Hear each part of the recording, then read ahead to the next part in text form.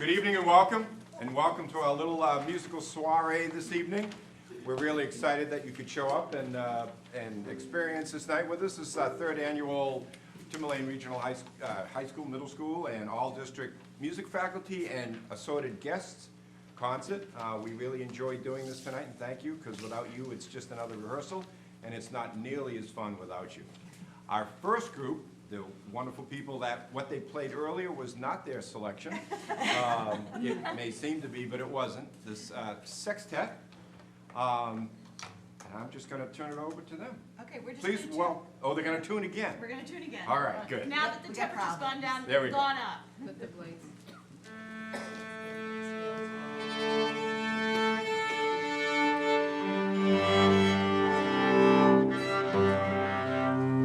C, should we do a C?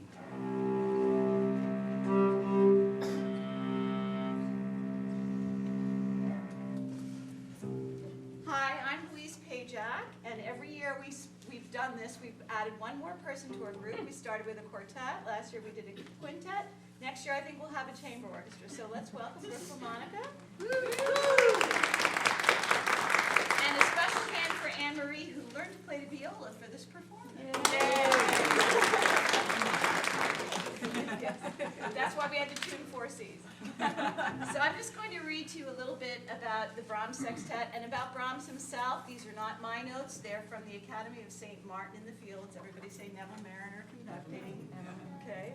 For most of the 19th century, a shadow hung over German music, a shadow from which up-and-coming composers struggled to emerge.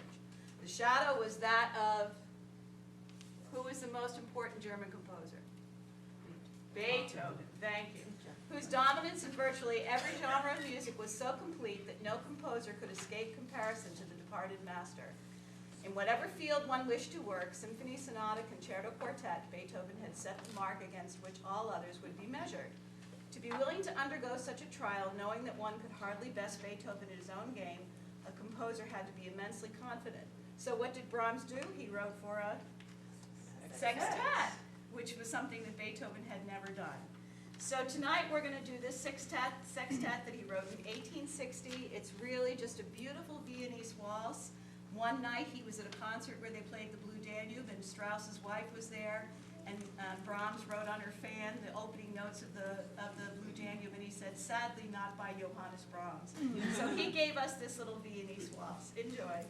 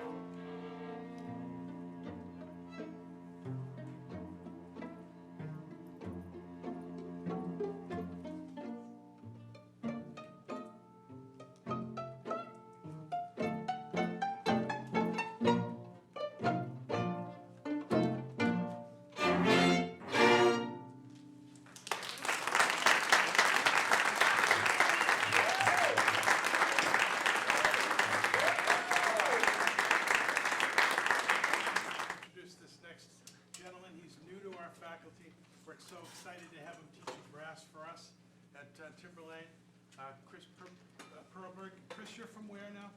Philadelphia originally. Philadelphia, and he's finishing your doctorate down in that area. Yeah. But his wife dragged him up here. She's working at Phillips Exeter right now. We're very excited to have him with us. Please welcome him.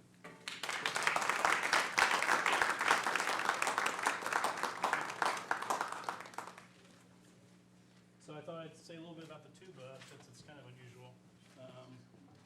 The tuba is the lowest of the brass instruments, and by brass instruments, I mean instruments that we buzz our lips into. So as I'm playing, if you'll see the whole time, actually what's going on in this mouthpiece, I'm just doing this, which is kind of silly. It's kind of silly, right? But if I do it to this, my mouthpiece, and then I put it in the tuba, that's where the sound comes from. So I literally... And all the music comes from that. So this piece tonight is actually originally for the flute. Bach wrote this for a Baroque flute, which is not the modern flute. If you've seen a flute, it's usually shiny and silver, kind of like my tuba, made of metal. Originally, the flute was made of wood. Around Bach's time, Bach lived and died way before the tuba was even invented. The tuba was invented in the middle 1800s. So I'm not playing a piece of music that was written for the tuba or by the composer or for the instrument. So hope you enjoy.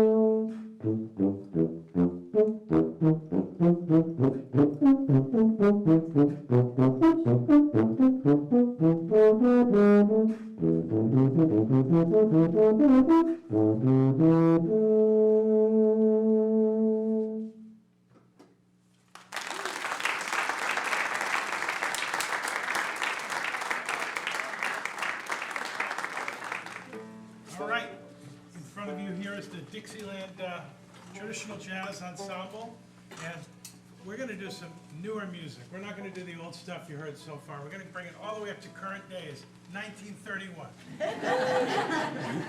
And we're gonna do Up a Lazy River, which was made famous by Louis Armstrong in 1931, Hoagie Carmichael tune, and then the Mills Brothers in the 1950s, a wonderful version of that.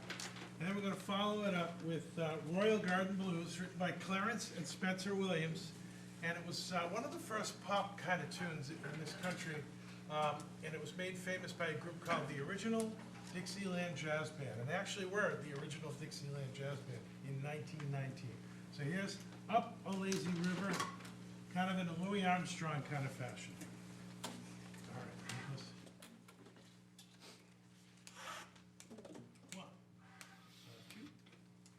One, two.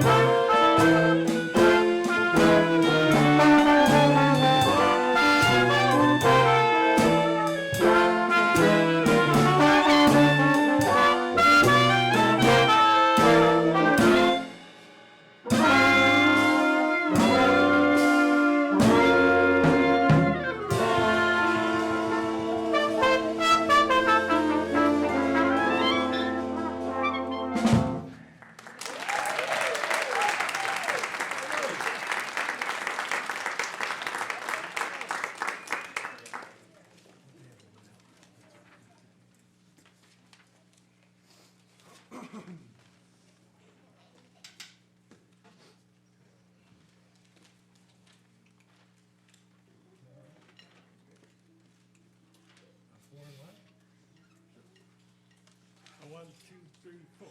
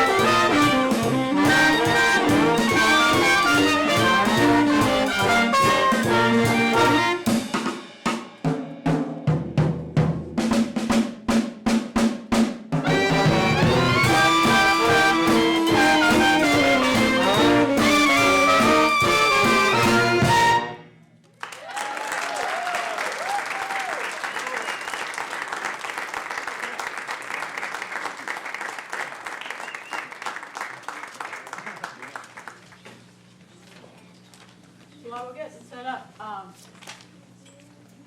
tell you a little bit about this song. It's titled House of Blue Corner, and there is a story written, House of Blue Corner. And Kenny Loggins wrote the story when he was in high school.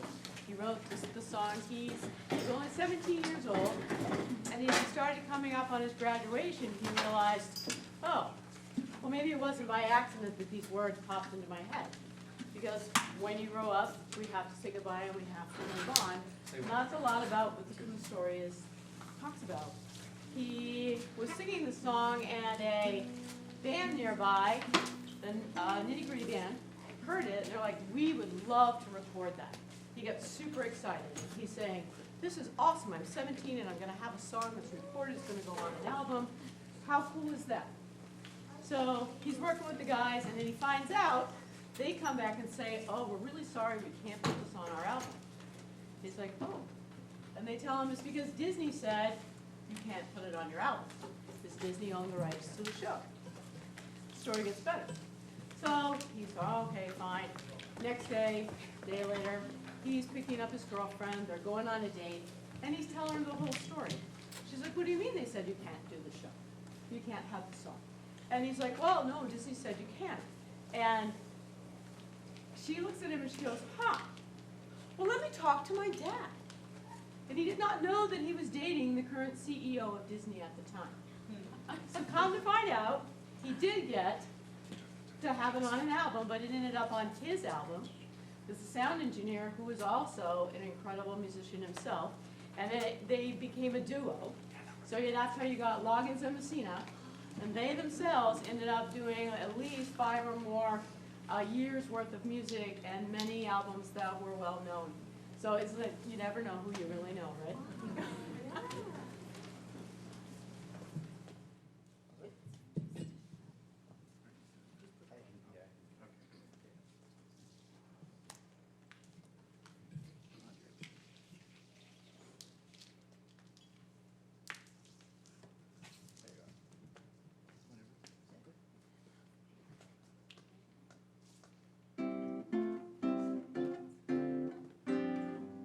Christopher Robin and I walked along under branches lit up by the moon,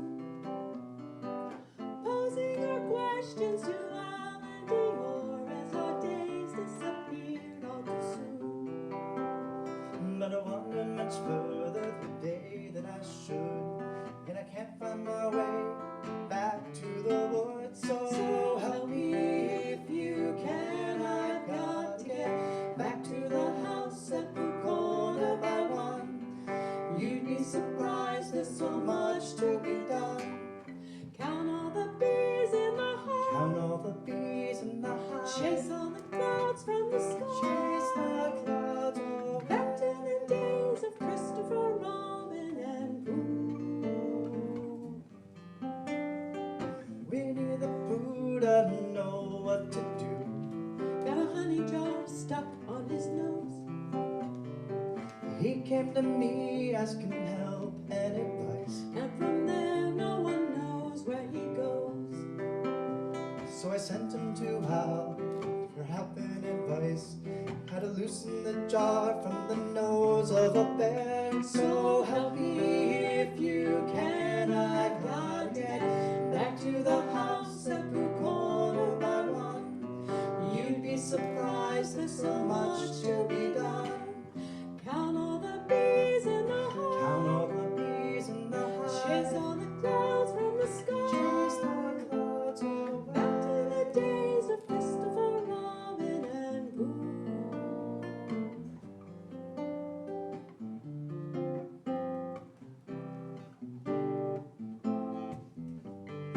So help me if you can. I've got to get back to the house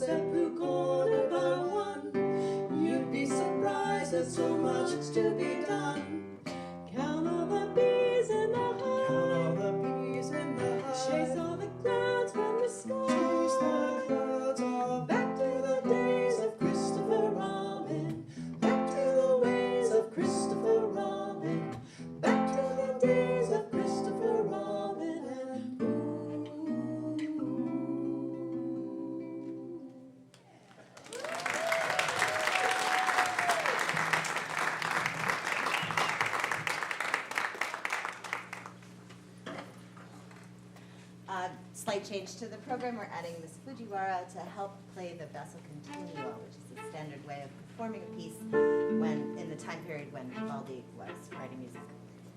So, thank you, Ms. Junko.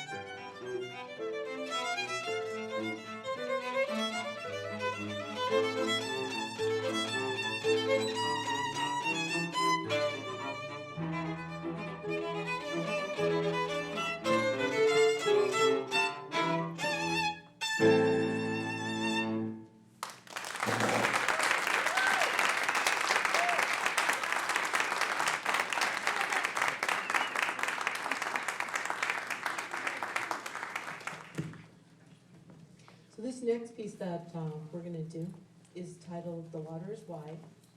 And when it was being researched, everybody said it was Pete Seeger's song. Then they did a little more research and they're like, oh no, it came from the UK, it came from London. And then they researched it a little further and come to find out, it actually comes all the way from Scotland. Pete Seeger got credit for it because he performed it, but he also found it in the Appalachian Hills in the United States when he was doing all of the touring and with his son and visiting to try to capture our folk music. So it is a very famous folk song with a very, very long history. And this is James Taylor's version.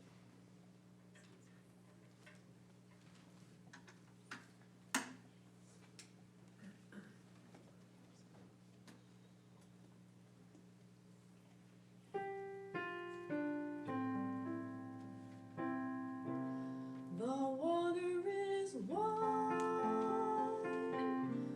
I can't cross over, and neither have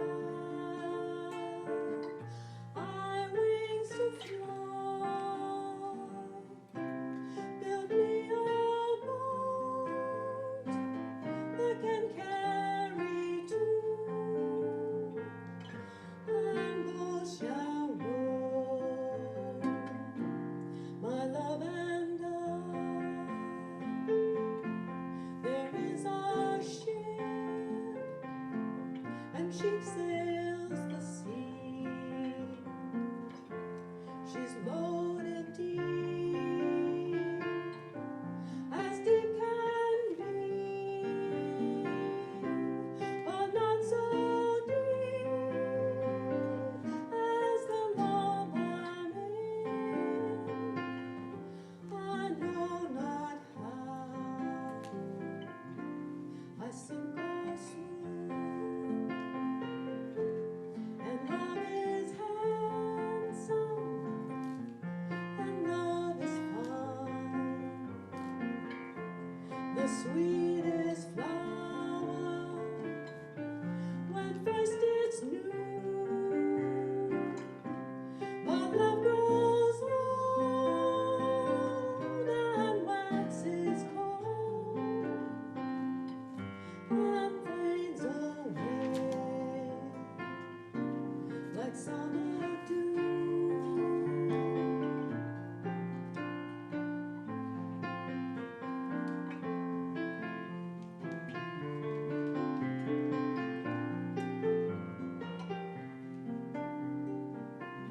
Build me a boat that can carry two, and both shall row, my love and I,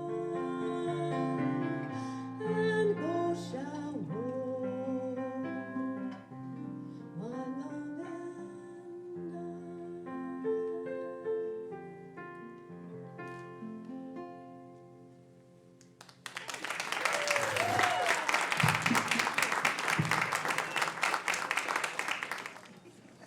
For those of you who don't know him, this is Dan Lorenz. He's our new guitar teacher, not so new since he's been here since August. Let's give him a hand.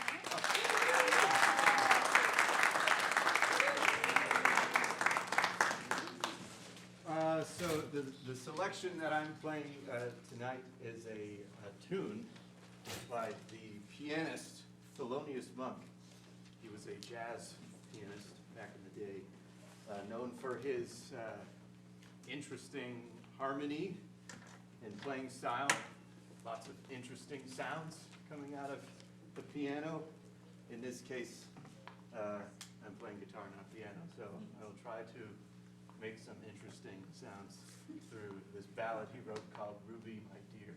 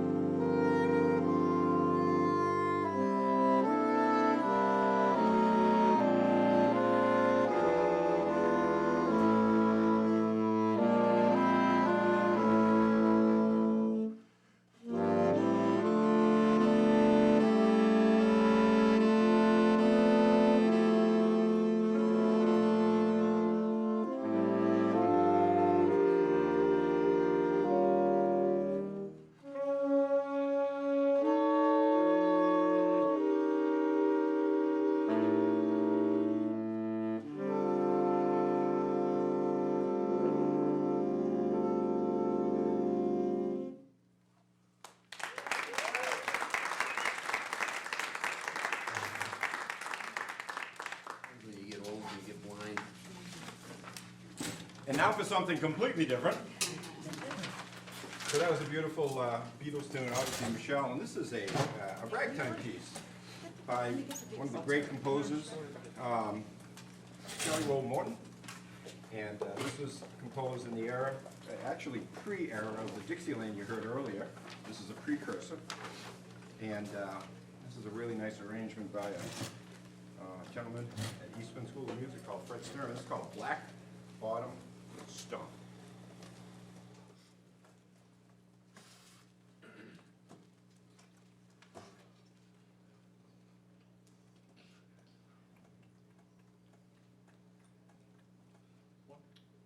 One, two, three. And